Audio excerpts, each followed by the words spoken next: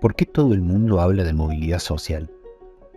Hay una tradición en Argentina que sintetiza en la expresión "mi hijo el doctor", que habla de la expectativa de acceder a espacios como la universidad pública, empleos estables y condiciones de vida dignas sin importar el origen social, el sexo, el género, la etnia o la religión de las personas.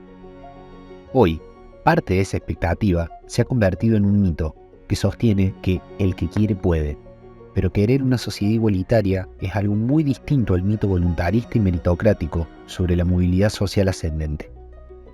¿Cuánto pesa el pasado para explicar el presente de cada persona? ¿Cuánto condiciona el origen social, los logros o resultados en el destino social de cada individuo? Mónica atiende un local de ropa en el centro.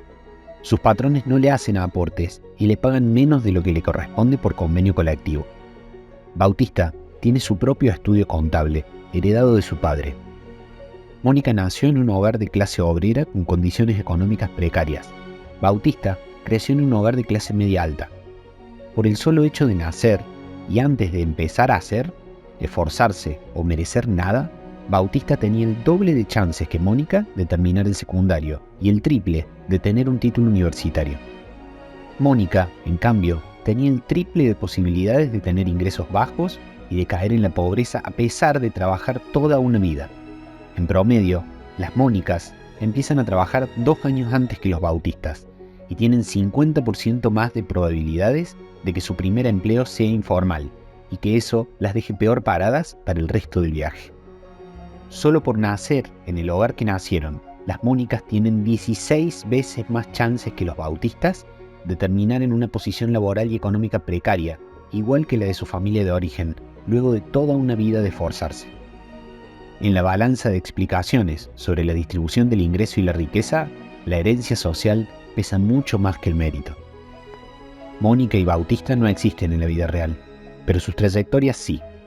La movilidad social ascendente o descendente y la inmovilidad social misma están condicionadas por el origen social y por dinámicas colectivas, mucho más que por la voluntad y las habilidades de las y los individuos.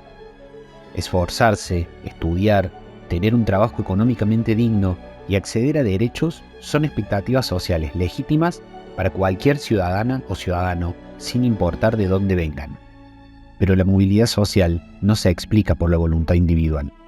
Las sociedades fluidas son resultado de esfuerzos colectivos por igualar condiciones y no de salvaciones individuales y privatización de oportunidades.